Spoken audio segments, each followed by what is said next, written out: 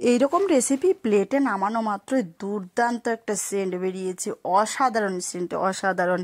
রেসিপিটি না তৈরি করলে একদমই কিন্তু বুঝতেই পারতাম না এত সুন্দর সেন্ট, আর খেতেও মজার। নমস্কার বন্ধুরা, উর্মিলার রান্নাঘরে অনেক অনেক স্বাগত জানাই আর অনেক অনেক ভালোবাসা নিয়ে আজকে আমার রান্নাঘরে দেখাবো চিংড়ি মাছের মালাইকারি।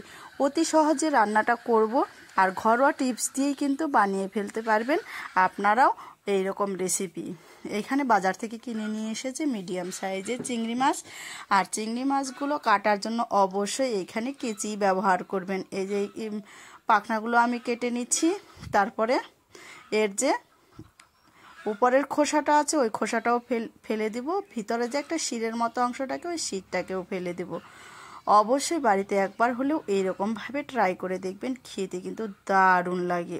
আমার তো খুবই ভালো লেগেছে, আপনারা একবার হলেও ট্রাই করে দেখবেন। আর আমার ভিডিওটি যদি ভালো লাগে অবশ্যই সাবস্ক্রাইব, লাইক, কমেন্ট করে পাশে থাকবেন। পাশে থাকা বেল বাটনটি প্রেস করে দিবেন, যখনই আমি ভিডিও পোস্ট করব সর্বপ্রথম আপনাদের কাছে পৌঁছে যাবে। আর আপনাদের একটা লাইক আমার কাছে অনেক গুরুত্বপূর্ণ। সম্পূর্ণ ভিডিওটা দেখে সুন্দর করে একটা লাইক দিয়ে যাবেন। এইভাবে করে দেখো ভিতরে শীটটাও ফেলে দিলাম, মাথার দিকটাও কিন্তু আমি কেচি দিয়ে কেটে নিব। অবশ্যই এখানে কেচি ব্যবহার করবেন, তাহলে ভালো হয়। আমি সব কটাই কিন্তু মাছ বেছে একইভাবে কেটে বেছে ধুয়ে নিয়েছি। তারপরে এইদিকে আগে থেকেই কিন্তু আমি এই যে চিংড়ি মাছগুলো আমি বেছে নিলাম। তারপরে দেখতে পাচ্ছেন এখানে আগে থেকে নারকেল কোরানো নিয়েছি। আগে থেকে আমি কুড়িয়ে রেখে দিয়েছিলাম। এই কোরানো নারকেল দিয়ে যে দুধটা বেরো হবে ওই দুধটা দিয়েই কিন্তু চিংড়ি মাছের মালাইকারিটা রান্নাটা করব। পুরো ভিডিও না দেখলে একদমই মিস করবেন। তো কড়াইয়ের মধ্যে আমি জল দিয়ে নারকেলটাকে একটু হালকা জাল গরম করে নিয়ে জাল দিয়ে তারপরে এটাকে বাটির মধ্যে ঢেলে নিচ্ছি। তাহলে অতি সহজেই রান্নাটা বাড়িতেও করতে পারবেন। এটা ততক্ষণে ঠান্ডা হোক। চিংড়ি মাছগুলো আমি লবণ আর হলুদ দিয়ে মেখে নিচ্ছি আর ভেজে নিব। এই যে মেখে নিব চিংড়ি মাছগুলো। আর কড়াইয়ের মধ্যে আমি সর্ষের তেলটা দিয়েই রান্নাটা করব। তেল দিয়ে একটু গরম হলে চিংড়ি মাছগুলো ভেজে নেব। আমার তো খুবই ভালো লেগেছে, রান্নাটা করে দারুণ লেগেছে। তাহলে এখন আপনাদের পালা রেসিপিটা কিভাবে তৈরি করবেন তার জন্য সম্পূর্ণ ভিডিওটা দেখতে হবে। ভিডিও না দেখলে একদমই বুঝতে পারবেন না রেসিপিটা কত স্বাদ আর দারুণ টেস্টি। এপিস টুপিস করে এই মাছটা কিন্তু অতটাও বেশি কড়া করে ভাজা যাবে না, অত আবার কিন্তু হালকা রাখলেও হবে না, মিডিয়ামে ভাজবো। মাছ ভাজা হয়ে গেলে আমি একটা প্লেটে নামিয়ে নেব। এত সহজে যে রান্নাটা করা যায়, না রান্না করলে কিন্তু একদমই বুঝতে পারতাম না। ভেজে কিন্তু নামিয়ে নিলাম। ওই তেলের মধ্যেই দিয়ে দিচ্ছি ঘি। এই ঘিটা হচ্ছে বাড়িতে তৈরি করানো ঘি কিন্তু। তারপরে দিয়ে দিব আমি এখানে এলাচ আর হচ্ছে গরম মশলা দিয়ে একটু হালকা নেড়ে চেড়ে দিব। তারপরে দিয়ে দিচ্ছি এইখানে মিডিয়াম সাইজের 2টা পেঁয়াজ গ্রেট করা। অবশ্যই এখানে গ্রেট করে দিবেন, বেটে দিবেন না।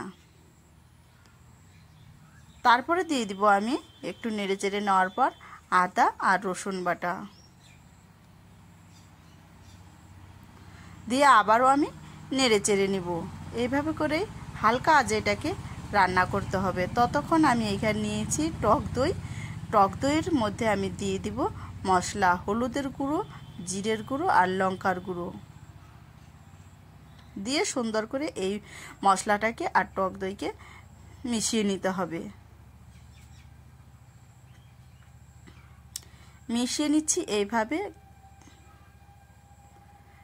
মিশানো হয়ে গেছে মশলা দিয়ে। তারপরে দেখো এই যে মশলাটাও কিন্তু হালকা ভাজতে হবে। দিয়ে দিচ্ছি টক দইগুলো, মশলা মাখা টক দই দিয়ে আবারও আমি নেড়ে চেড়ে নিব।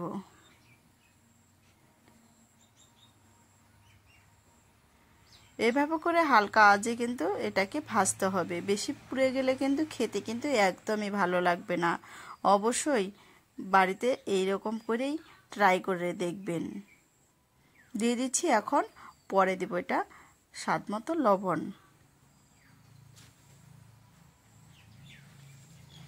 দিয়ে আবারও আমি নেড়ে চেড়ে নেব। নেড়ে চেড়ে নেওয়ার পর দেখো মশলা থেকে অনেকটাই কিন্তু তেল ছেড়ে দিয়েছে। বুঝতে হবে ভালোভাবে মশলাটা কষানো হয়েছে। তারপরে এই যে আমি নারকেল থেকে যে নারকেলের ওই খোসাগুলো যে থাকে ওটা কিন্তু দেওয়া যাবে না, এর থেকে দুধ বের করতে হবে, চেপে চেপে ওই দুধটাই কিন্তু দিতে হবে। দিয়ে হালকা নেড়ে চেড়ে দেব। নেড়ে চেড়ে নেওয়ার পর এই যে দেখো অনেকটাই কিন্তু একটু করে ফুটবে, তখন আমি দেখাচ্ছি যে এরকম করে ফুটে আসলে আবারও আমি নেড়ে চেড়ে দেব। ভেজে রাখা চিংড়ি মাছগুলো দিয়ে দিচ্ছি।